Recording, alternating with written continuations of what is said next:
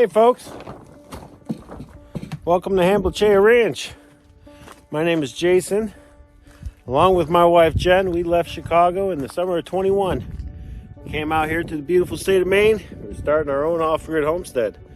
The last few years we've spent building our infrastructure. When we got here, that building was the only one here. Well, that and an outhouse and a small shed. Since then, we've built an outdoor kitchen, this GPS here, that big old fence. We installed our solar. Got ourselves a nice big garden, and over there, that's our greenhouse. And well, that's our chicken coop. Behind me are two cabins, two Amish built cabins that I connected with a little hallway in between. That's kind of cool. Back there, that building there, that's going to be our 20 by 20 garage. And right there, that's a 20 by 16 carport. Yeah, we've done a lot since we've been here. But right now, just like the last video, it's all about firewood. In the last video, I cut a bunch of firewood, or I moved a bunch of firewood from our firewood shed, which is right there, over to this small shed right there next to the cabin. Now that shed over here holds about, I'd say, about 3/4 of a cord. We'll go through that in about, I don't know, 3-4 weeks, maybe 5. But today we have to split our cookwood. Now, I've done quite a few videos on this, but the wood we use to heat is about this size. The wood we use to cook with, well, that's about that size. That's a pretty big difference. The reason that is unlike a conventional stove where you set your dial to say 400 and then it just maintains that temperature, Jen has to maintain the temperature in the wood stove by adding these small pieces of wood, which we call biscuit wood. And the way that we get these is we just split these larger pieces. So that's what we're going to do today. All right, well, I'm going to make my way over to the wood shed where the splitter is. But I did want to show you this. So, whoa, we had a big storm a few days ago. Dropped a lot of snow. And then it warmed up. And I did plow it. I plowed this today just to kind of clear everything out. Get all the snow out of there. But the problem is that now we just got big ice. Big sheets of ice. So one of the things that we do is we take our ash from our wood stoves and we drop ash on the ground. And that does two things. Number one, it melts the snow by virtue of getting warm because it's black and gray with the sun. And number two, boy, it really sticks to the bottom of your feet. So you're able to walk and not have to worry about slipping like I just did.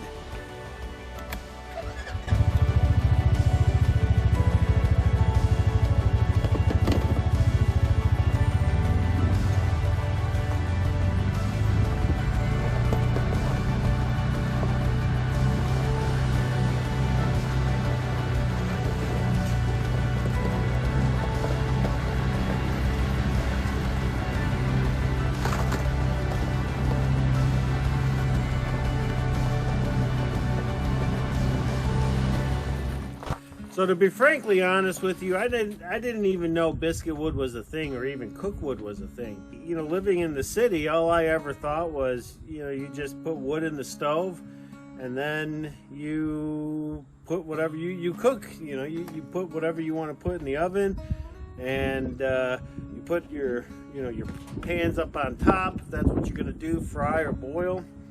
But since we've moved here, we learned that it isn't just about throwing wood into the wood stove.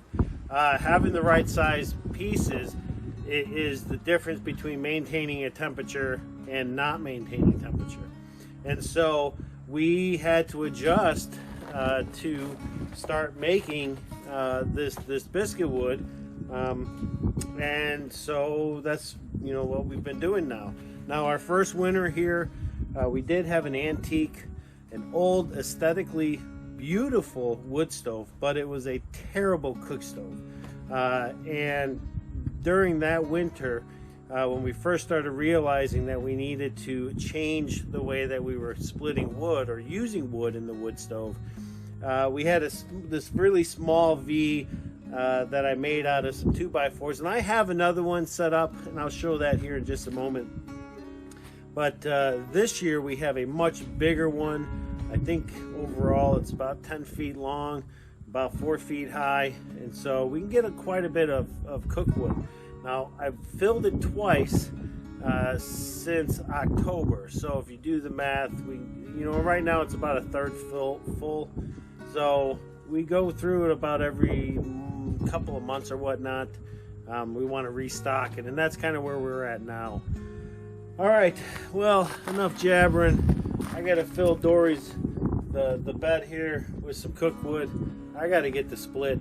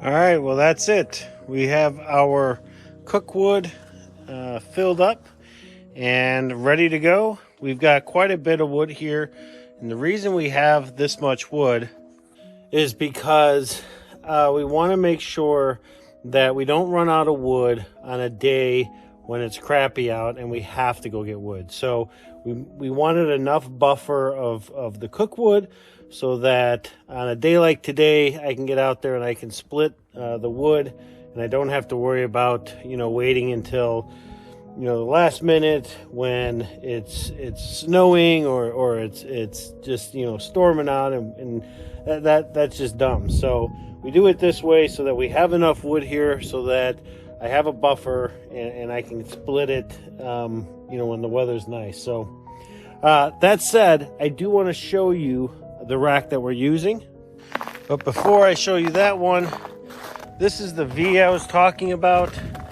Basically, it is a couple of cinder blocks with some 2x4s, and then the weight of the wood up against the 2x4s kind of keeps it all nice and tight. And it's pretty sturdy, although it is a little frozen, I think, right now. But we use this V now for our outdoor fire pit. But we did have, I believe, 3 or 4 of these set up in previous winters for the firewood that is now being stored in this shed, and then also for the cookwood over here. Now, I had no idea during our planning stage and before Jen and I moved to Maine that we needed to have this cookwood. I honestly thought that you simply just filled up your wood stove and then you cook on it or you bake in it. But little did I know that, you know, using wood this size really has a big impact on being able to manage the temperature in the stove. It's just another one of those things that we had to learn by experience. That first winter, we figured out that we needed this type of wood. But unfortunately, the stove we had was, I mean, it looked beautiful. Don't get me wrong, but it was just terrible to heat and cook in. Now, the rack that we use, just like the V I just showed you, this one also uses 2x4s here. But instead of having 2 cinder blocks down here, we only have the one there, and then we have one in the middle, and then we have a 10-foot 2x4, 2 of them that run the span of it, and the bottom to hold all the weight. This cinder block down here we put there because we needed to make sure to hold, you know, it would be able to hold the weight. 2x4s wouldn't have been able to do that. It really is a good system. It took us a couple of years to figure it out, and it's gone through some iterations. But I think going forward, this is how we are going to be storing our cookwood and our heating wood. Now, one could argue, why didn't we build our wood shed closer to the cabin? And the reality is that we didn't want an environment where snakes and mice would be close to the cabin. Now, yes, we have this, but it's open, it's constantly being moved, and it's not going to be an ideal spot for critters. So overall, it's been a pretty good, productive day. We got quite a bit of cookwood moved over here to the cabin so that we have wood to cook with. We've got our heating wood shed filled up, so that's cool. I mean, really, all we really need now is just some snow. There's a lot of projects we want to get done, and there's a lot of things we want to do this winter, but I mean, we need snow to do it. I can't run the snow machines. I can't get out, to where I want to get out, on the side-by-side right now. So we need the snow machines, but I need snow to do it. All right, folks. Well, thanks a lot for sticking around and watching this video. I really do appreciate it. If you liked it, please hit that like button, hit that subscribe button. Please share our videos, and we will see you folks on the next one.